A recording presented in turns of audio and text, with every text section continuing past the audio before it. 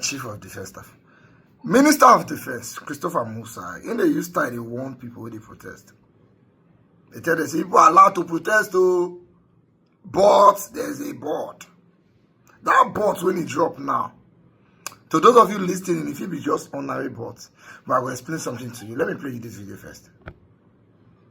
I've seen of recent a lot of social media giants going around trying to raise protests. Nobody is stopping anyone from protesting. Okay. But we should always remember the unintended consequences. Because you do that, these things might be hijacked and people might be injured or killed.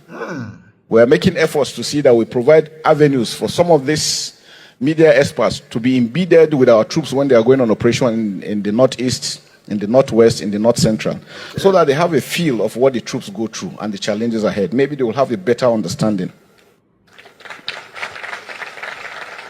Many officers and soldiers have paid the supreme price in the service of our fatherland. That's correct. For every commander, I had the privilege of being the commander in the Operation Hatlinkai in the northeast.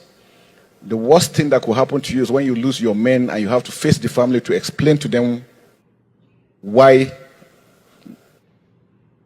their spouses or their next of kin are not alive. Okay. Especially when you look at the children. 2 months ago, I went to bury the Brigadier General and some other individuals. These are people with families. But because they are sacrificing their lives, they are dying. And they say there's no greater love than this, that a man should lay down his life for his friends. Hallelujah. We must understand the sacrifice that has been made. We understand. And no matter the challenges we're going through, we must remain dogged, supportive, prayerful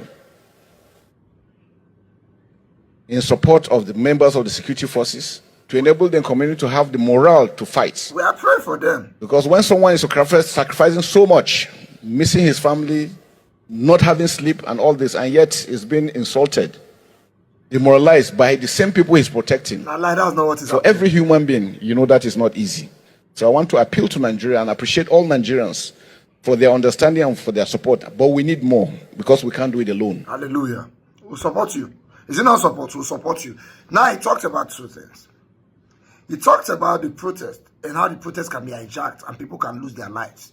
Then he talked about Nigerians insulting soldiers who are fighting for us. If we see the kind sacrifice these people they put, we will respect them the more. You see, don't change the narrative. Let's start from the soldiers.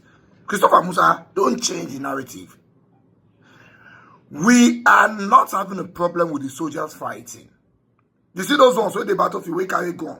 We appreciate those ones. The problem now, those of now we call on ourselves the commanders. Those of now we call on ourselves the big boys.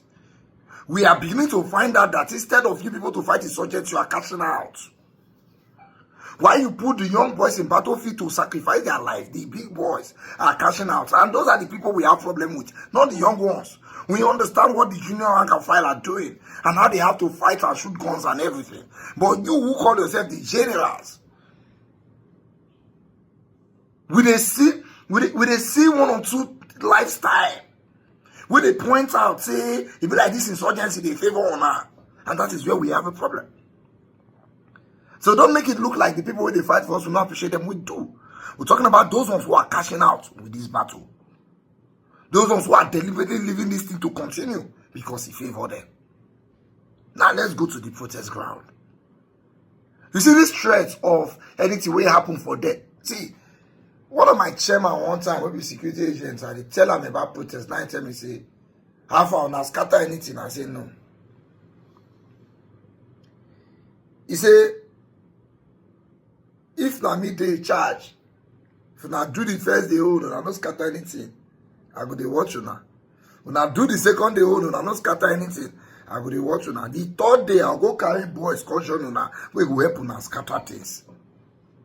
Most times, the people that they claim is hijacking protest, now they set them inside the crowd. But let's remind the security agencies their job again. Your job is to secure us while we protest.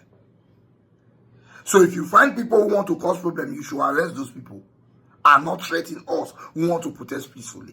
During NSAS, some people came to the NSAS ground with cutlass to fight protesters. Police were looking at them. Police did not join them. In Alausa here, police did not do anything.